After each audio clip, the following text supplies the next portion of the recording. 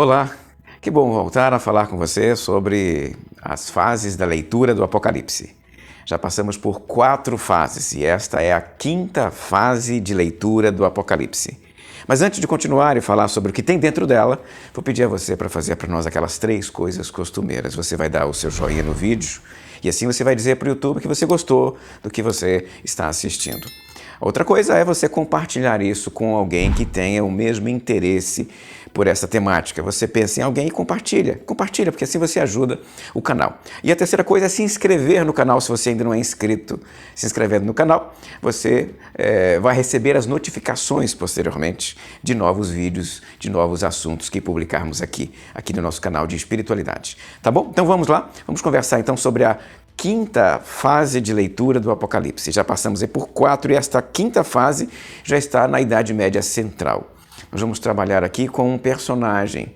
Esse personagem se chama Joaquim de Fiore.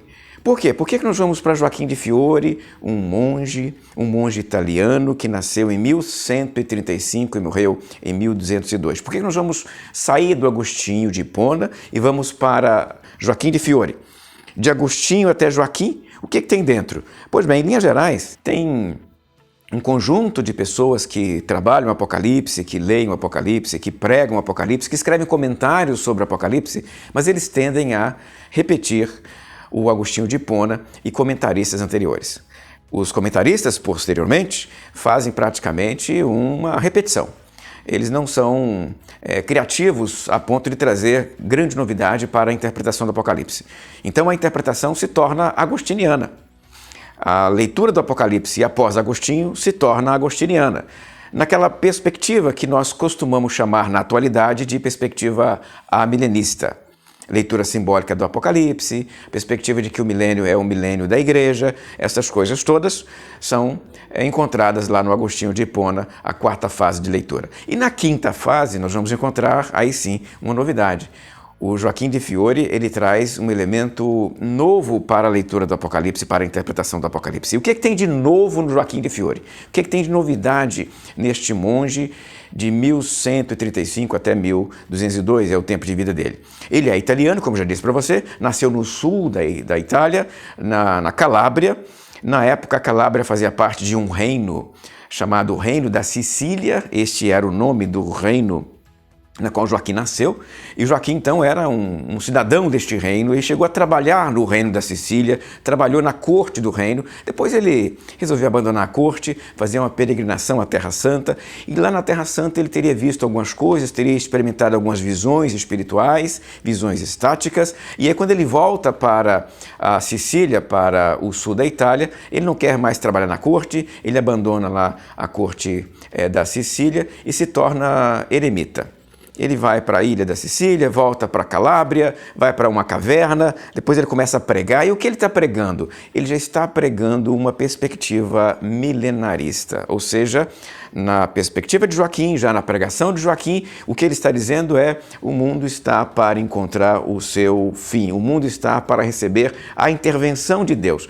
Mas ele apresenta um tipo de intervenção de Deus que é parecido com os antigos milenaristas, os quiliastas, que nós trabalhamos lá na 1ª e 2ª fase de leitura do Apocalipse, mas também tem um elemento novo, e esse elemento novo e distintivo é o que torna Joaquim, então, paradigma desta 5ª fase de leitura do Apocalipse de João. Então vamos lá, resumindo em poucas palavras, o que tem de novidade nesta 5ª fase que Joaquim apresenta para nós, os estudiosos do Apocalipse. Primeiro, Joaquim usa o Apocalipse para trabalhar a história da igreja, numa perspectiva que chamamos de historicista.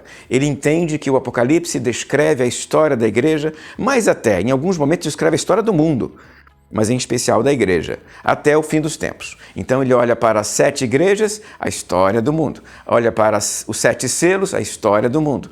Então é uma perspectiva historicista. Ele tenta encontrar no Apocalipse os elementos de dentro da história.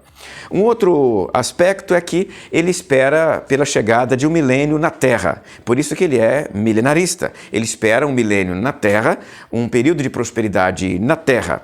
E aí, para apresentar esse período de felicidade, ele escreveu vários comentários bíblicos. Vários comentários. geralmente sobre o Apocalipse de João. Ele escreveu vários comentários do Apocalipse. E o maior comentário que ele escreveu sobre o Apocalipse, eu tenho aqui para mostrar para você. Esse comentário aqui que está na minha mão, foi escrito por Joaquim. Ainda está em latim, não vai dar para você ver mesmo, porque as letrinhas estão pequenininhas, mas ainda é um texto latino. Esse texto foi escrito em 1198. 1198 é a data deste livro aqui. Um livro que se chama Expositio in Apocalypse. É o título do último comentário e o maior comentário que Joaquim escreveu sobre o Apocalipse de João. Neste Apocalipse, ou melhor, neste comentário do Apocalipse, o que Joaquim diz é que o milênio será implementado na Terra, mas não por Jesus Cristo, e sim pelo Espírito Santo. Será o Espírito Santo que vai implementar o milênio na Terra. E aí, quando o Espírito Santo implementar o milênio na Terra, haverá paz na Terra, prosperidade na Terra, tranquilidade na Terra. Aquilo que o Apocalipse esperava para o milênio, o Joaquim espera para este milênio do Espírito Santo. Então, não tem a volta de Jesus e depois o milênio. Na perspectiva de Joaquim, o que tem é o Espírito Santo inaugura o milênio na Terra e após o milênio vem o fim do mundo e a volta de Jesus. Se após o milênio vem o fim do mundo e a volta de Jesus, Joaquim, então, ele instaura uma perspectiva que hoje nós chamamos de pós-milenista. Por que a pós-milenista? Porque tem milênio e após o milênio, a volta de Jesus. Então, só recapitulando aqui. Se Jesus vem antes do milênio, inaugura o milênio na Terra e após o milênio na Terra tem fim do mundo, isso aí é pré-milenismo. Se, como Joaquim argumenta aqui, né, tem o milênio, mas sem a volta de Jesus. E após o milênio, Jesus volta, isso aí é pós-milenismo. Então Joaquim, ele é pós-milenista, porque quem implementa o milênio é o Espírito Santo. O Espírito Santo é aquele que vai instaurar o milênio de prosperidade e paz na Terra. Então estas são as características do Joaquim de Fiore, que instaurou a quinta fase de leitura. Essa fase de leitura é marcada pela expectativa de encontrar no Apocalipse elementos da história. O sujeito vai procurar lá os personagens da história.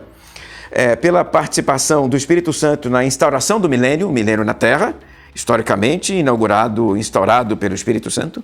E após o milênio, o fim do mundo, a volta de Jesus. E aí sim é pós-milenista. Então esta é a quinta fase de leitura do Apocalipse.